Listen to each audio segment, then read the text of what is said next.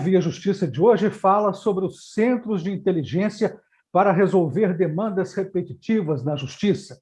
Nossos convidados, o juiz Rodrigo Faria, auxiliar da primeira vice-presidência do Tribunal de Justiça de Minas Gerais, e o juiz Felipe Viaro, que é auxiliar no Tribunal de Justiça de São Paulo. Numa parceria da TV Assembleia com a Magis, Associação dos Magistrados Mineiros, o Via Justiça está começando. E eu começo perguntando para o senhor, doutor Rodrigo, o que são estes centros de inteligência? Quando eles surgiram na justiça brasileira? Carlos, primeiramente agradecer a oportunidade, o convite da Assembleia de Minas, né, através da Magis, cumprimentar meu amigo Felipe Fiaro, né, de várias jornadas, de várias frentes aí, da Escola Nacional, né, do Centro Nacional de Inteligência e do Centro de Inteligência.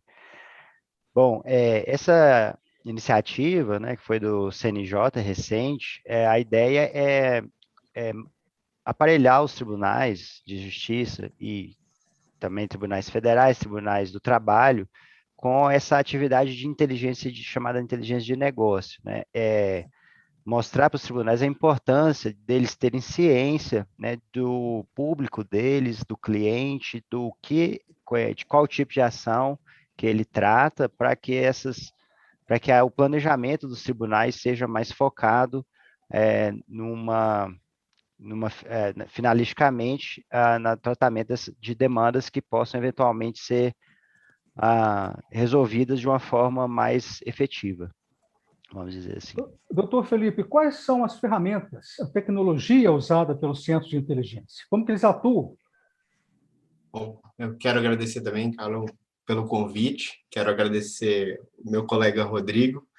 O doutor Rodrigo também foi juiz do Tribunal de Justiça de São Paulo, e que essa lembrança aí, fomos colegas e agora nos reencontramos aqui, também estamos trabalhando na Escola Nacional, e é um grande prazer estar aqui, trabalhando juntos aqui na rede de inteligência. O Centro de Inteligência, como o doutor Rodrigo colocou, é uma iniciativa, eles surgiram na Justiça Federal, né, posteriormente se tornaram uma política nacional do CNJ, né, do Conselho Nacional de Justiça, e hoje eles foram expandidos para a Justiça Estadual.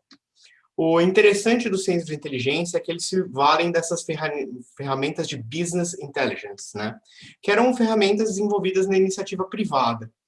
E essas ferramentas elas focam em monitorar aquilo que é a ideia de monitorar nosso cliente, né, monitorar o serviço que está sendo desenvolvido, para saber o que está entrando de demanda e atuar preventivamente.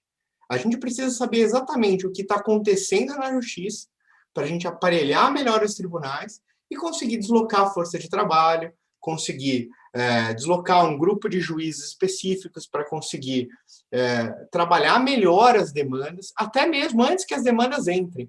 Então, conseguir fazer diálogo interinstitucional, falar com os grandes demandantes, conversar com as demandas, falar, olha, isso está acontecendo um problema, talvez a gente consiga mudar as determinadas condutas, conversar com os PROCONs. Então, é uma ferramenta de diálogo, é uma ferramenta que se vale de ferramentas de tecnologia, diálogo e monitoramento. Eu acho que é uma ferramenta moderna, né? São essas ferramentas que a gente se vale. Demandas repetitivas e demandas de massa são a mesma coisa, doutor Rodrigo? Essa terminologia, né, e que ela é bem mais extensa do que simplesmente repetitivos e de massa, e a gente tem lá demandas, só para tentar lembrar algumas, né, demandas predatórias, demandas fraudulentas, tem as repetitivas, demandas de massa, assim, a gente pode, em princípio, dizer que elas não são a mesma coisa. Inclusive, lá no nosso grupo de pesquisa da Escola Nacional, né, que o Felipe pesquisa, a nossa coordenadora, Thais Schilling, desembargadora TRF4, ela propôs para esse semestre que a gente desenvolvesse essa pesquisa para a gente tentar delimitar a conceituação e a extensão de cada uma dessas expressões, né? A expressão demandas repetitivas, ela é usada no Código de Processo Civil, foi inicialmente utilizada para se referir aos recursos repetitivos, que eram recursos que tratavam a mesma questão, de fato ou de direito. Mas é um instituto bem específico, né, que foi criado primeiro para ser conhecido e julgado pelos tribunais superiores, inicialmente pelo STJ, e agora a terminologia repetitiva foi agregada também às demandas. Em princípio, eu não sei qual é a opinião do Felipe, mas em princípio eu tenho identificado demandas repetitivas como gênero em que a gente possa enquadrar as demais. E as demandas de massa seriam as demandas repetitivas, que decorreriam aí da chamadas do fenômeno da sociedade de massa, da sociedade de consumo, que elas acabam se repetindo em razão aí de uma disfunção, né, do sistema de consumo, de regulação de consumo, e se replicam no judiciário. Mas, assim, são várias terminologias e não existe muito uma precisão técnica. Eu queria ter até curiosidade de ver a opinião do Dr. Felipe. Ele já tem até um avanço maior nessa área e a gente até trocou uma ideia lá no grupo esses dias. Ele colocou algumas ideias dele de conceituação. Doutor Felipe, então o senhor complementa aí. Na verdade, tudo isso é muito novo, né? Esse cenário é uma coisa muito nova. Essa explosão de litigiosidade é uma coisa que tem sido pesquisada muito recente, né? A gente tem visto isso, essa pesquisa, esse cenário. Isso não é particular no Brasil, tá? Mas no Brasil, desde 88, a gente viu a justiça explodir. Os pesquisadores falam que os números da justiça brasileira aumentaram 270 vezes, né? Então, a gente tem os números da justiça aumentando se estima-se 20 milhões de demandas para coisa de 100 milhões de demandas. E muita gente fala, por que que isso acontece? Né? E um dos motivos que se fala é essa ideia de sociedade de massa, sociedade de consumo em massa, né? E essa ideia de por que que isso acontece de demandas repetitivas, né? E esse é um problema que se tem, né? O que seria isso no Brasil, né? Especificamente no Brasil. Essa terminologia toda tem sido muito trabalhada agora pela doutrina, né?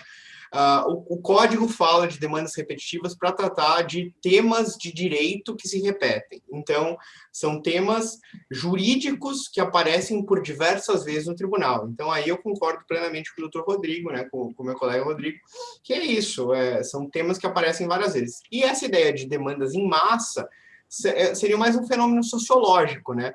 São demandas que aparecem várias e várias vezes, talvez por um fenômeno, por um fato que acontece, ou então um problema que acontece em razão dessa sociedade massificada, dessas relações massificadas. Antigamente, a sociedade que não era industrializada, um fenômeno ficava contido, né? Hoje em dia, como a nossa relação é industrializada, um dano em potencial, ele explode, né? Ele se repete, repete, repete. Então, é isso que a gente tem. Mas essa conceituação toda vem sendo trabalhada, né? É muito difícil precisar, mas muita gente trabalha dessa diferenciação. Doutor Rodrigo, o senhor colocou bem que o Centro de Inteligência, algo recente, né, que está na Justiça Brasileira, mas já dá para dimensionar e dizer até que ponto eles deverão diminuir a sobrecarga do Judiciário em relação às demandas repetitivas, às demandas de massa, às demandas fraudulentas? Tem sim, Carlos. Na verdade, essa política do CNJ, fazer uma ilustração para vocês importante, ela congrega três grandes áreas de atuação dos tribunais, que são essas chamadas demandas predatórias, fraudulentas, abusivas, uma primeira linha de atuação, demandas repetitivas, aliás, recursos repetitivos, que são os precedentes qualificados, que são aí recursos que têm o potencial de gerar uma espécie de norma, né, obrigatória para todos, e uma terceira é a área de conciliação e mediação. Então, são essas três áreas que ele atua. A maioria dos tribunais, todos os tribunais já têm estruturados a linha de atuação de mediação e conciliação e precedentes qualificados, por determinação do CNJ. E alguns estruturaram também essa parte de demandas abusivas. E o Tribunal de Minas, ele foi um dos primeiros a estruturar essa ação, através do que a gente chama de NUMOPEDs, Núcleo de Monitoramento de Perfil de Demandas.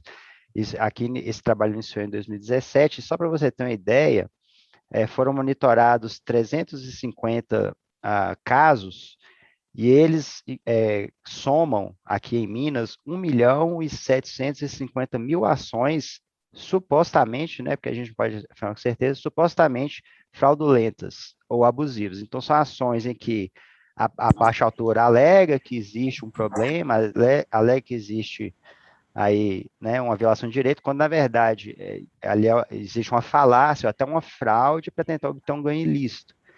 E então eles ajuizações contra os bancos, contra as telefonias, né, em regra, a maioria das ações, para tentar obter ali um dano moral, alguma coisa do gênero.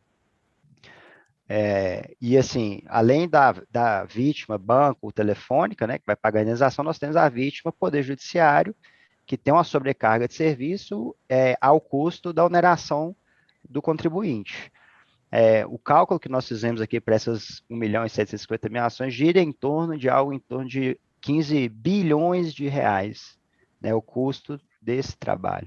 Então, aí a necessidade, né, da gente estar trabalhando esse fenômeno, esse problema, como o Felipe falou, essas ferramentas que os tribunais usam, que os centros de inteligência usam, gravitam aí também na área aí de fazer convênios com outros órgãos, com outras, né, com outras frentes. Então, por exemplo, o tribunal ter um canal aberto de diálogo permanente com o Ministério Público, com a OAB, com a Defensoria Pública, com a AGE, que antes eram contatos esporádicos, e agora que pretende se tornar permanentes. E também agregando aí a área de inteligência de negócio, de business intelligence, que é tratamento de dados, mapeamento de dados, construção de informações relevantes estratégicas de inteligência, e também agregado ao que você mencionou, da questão de trazer o máximo de ferramentas tecnológicas. Nós vamos fazer um rápido intervalo e a próxima pergunta já deixo para o senhor, doutor Felipe, é justamente falar sobre o uso da inteligência artificial pelos centros de inteligência do Judiciário. Voltamos em instantes com o Via Justiça.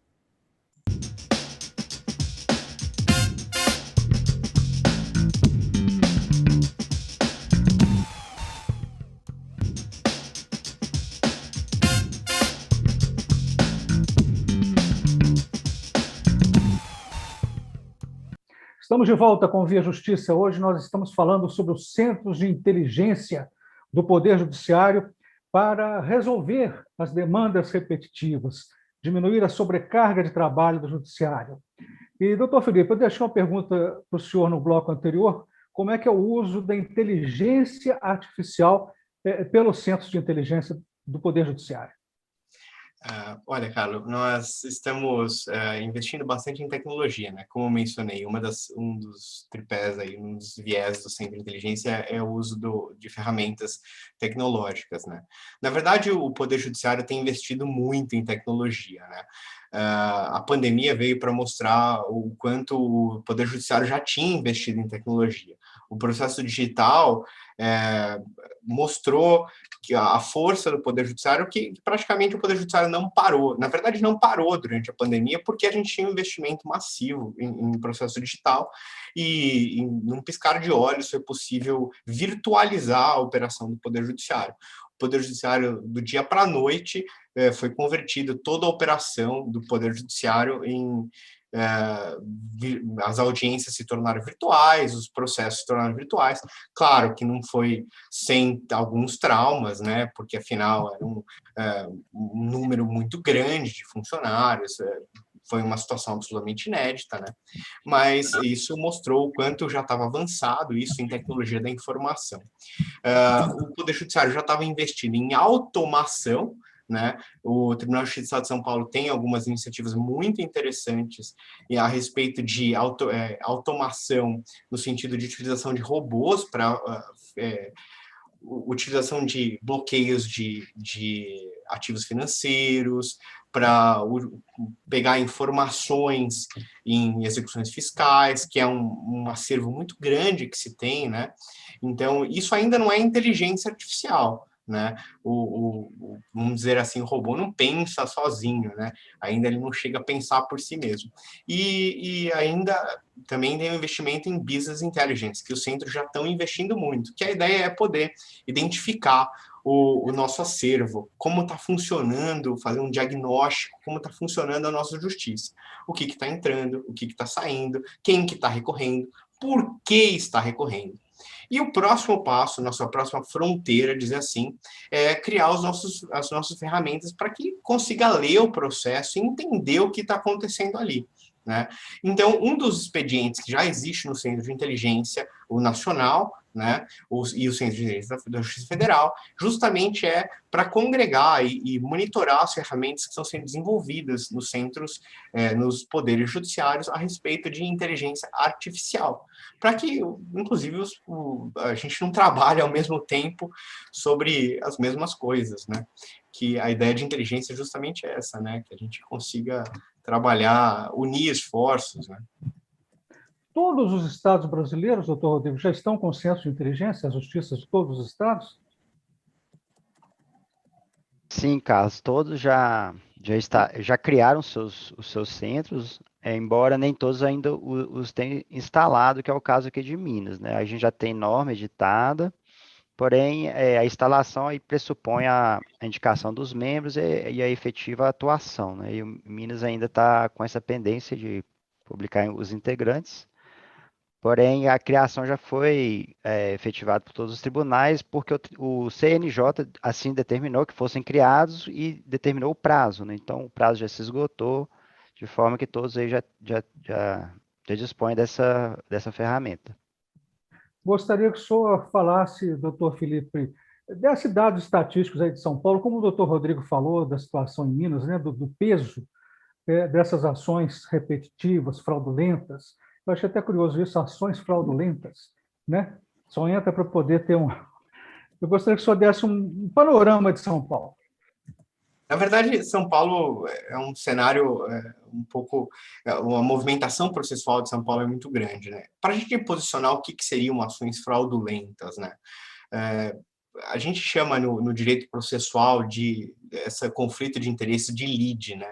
E eu carinhosamente chamo essas ações fraudulentas a gente tem o fenômeno das fake news, eu chamo elas de fake leads, né? Que são essas fake, são os fenômenos dos processos fake, na verdade, né? Que são, na verdade, processos que não trazem, né, um verdadeiro conflito de interesses, né? Eles são processos que eles estão lá, mas eles não trazem um verdadeiro... eles estão, mas não estão. Então, o que eu quero dizer com isso, né? São processos que eles aparentam trazer um conflito de interesse, mas depois que se examina melhor eles, se vê que a parte, às vezes, não sabe que esse processo, ela ajuizou o processo, que, às vezes, a procuração dela se examina, a procuração é falsificada, né? Ou então que a demanda ela é repetida, ela é ajuizada repetidas vezes, ou então que a demanda é fragmentada inúmeras vezes, né? Todos esses dados já foram documentados pelo Poder Judiciário, tá? Pelo Ministério Público, são demandas que são vêm sendo denominadas como demandas predatórias, né? Que no sentido de predar, no sentido de se valer dos recursos públicos para fins escusos. Então, esse é um dado que nos preocupa bastante, né? Isso acontece em todos os estados do país, é um fenômeno que já está sendo documentado, está sendo estudado pelo CNJ, não é um fenômeno tipicamente brasileiro, tá? É um fenômeno que existe em outros países também, no direito internacional vem sendo chamado de nuisance actions, frivolous actions, tem uma série de denominações, né? Então, não é um fenômeno brasileiro. E em São Paulo, dados específicos em São Paulo, isso vem acontecendo. Em uma comarca específica foi identificado que, em razão dessas demandas, tá, houve um atraso na prestação jurisdicional que passou de mais ou menos 1 ano para 3 anos. Então, essas demandas que são reais geram um atraso para a população, que é sentido na população, em 3 anos. Entendeu? O processo da pessoa, que é legítimo, que deveria durar 1 ano, dura 3. Por quê? Porque junto com o processo legítimo entram mais 3.000, 5.000, no caso 100.000 ações, que são demandas fake, são fake leads. Então, esse é um demanda, e o advogado que é sério, ele não precisa se preocupar, evidentemente, que não é isso que o Poder Judiciário está preocupado. Não é o advogado que é especialista em direito do consumidor, não é isso que é preocupado.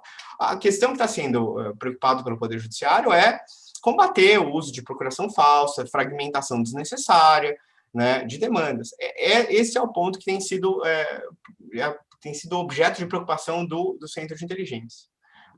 Doutor Rodrigo, o jurisdicionado certamente ele se preocupa com a questão da segurança jurídica na gestão das demandas repetitivas, ou seja, eu ia falar assim, olha, a decisão para o meu processo, ela foi certa, ela está certa, é isso mesmo? Gostaria que o senhor falasse um pouquinho sobre a segurança jurídica na gestão dessas demandas e a importância dos centros de inteligência para essa segurança jurídica. Sim. Carlos, esse é um tema muito bem apontado. É importante a gente passar isso para o jurisdicionado. Uma das grandes preocupações do Centro de Inteligência e de todas essas ações, né, que ele integra, ele congrega, é a questão da segurança jurídica. E aí, nesse ponto, eu vou destacar a questão dos precedentes qualificados. Os precedentes qualificados são uma espécie de recurso que foi criado pela legislação para tornar as decisões dos tribunais superiores e dos tribunais de justiça normativas, né, vinculantes.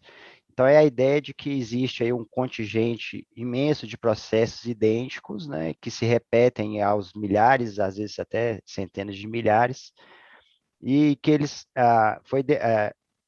anteriormente ao estabelecimento desse sistema, a gente detectava que cada tribunal decidia de um jeito, que cada caso idêntico era decidido de uma forma. Então, eu tinha um problema, ajuizava uma ação e era julgado improcedente, a do meu vizinho era julgado procedente.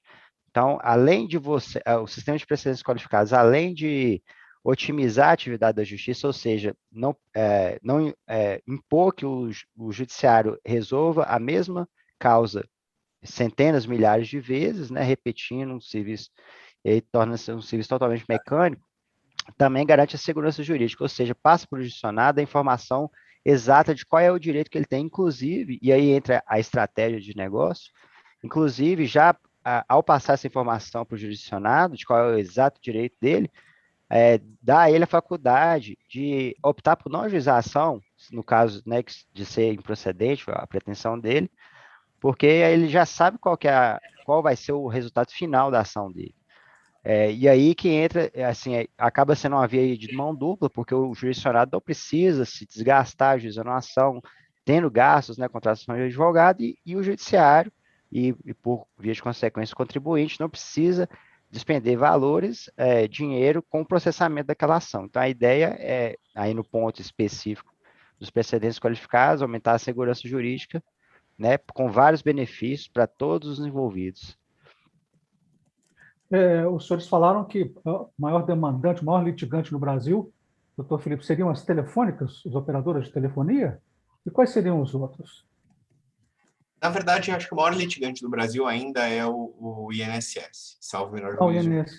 O INSS é o maior litigante. Depois, no âmbito privado, 50% das ações ainda são dominadas por pequenos grupos, né? São os repeat players, né? São as telefônicas, os concessionários de serviço público, em maneira geral, ainda dominam. Instituições financeiras, tanto no polo ativo quanto no polo passivo, né? O poder público, de um lado, e seguido por ações de consumo, instituições financeiras, concessionários de serviço público, dominam os 40%, 50% das ações, né? Então, nós temos um cenário que é dominado por altamente concentrado de demandas, né? E esse é um cenário que mostra que boa parte dos recursos do Poder Judiciário são, de alguma forma, apreendidos por poucos litigantes. Isso mostra que tem algumas distorções aí no cenário da utilização do Poder Judiciário. E isso é um dos dados que está sendo examinado pelo Centro de Inteligência também. Nós estamos chegando ao final do programa, vamos partir para as considerações finais. O que eu não coloquei, doutor Rodrigo, que o senhor acha importante que seja comentado, que seja divulgado, com o senhor agora.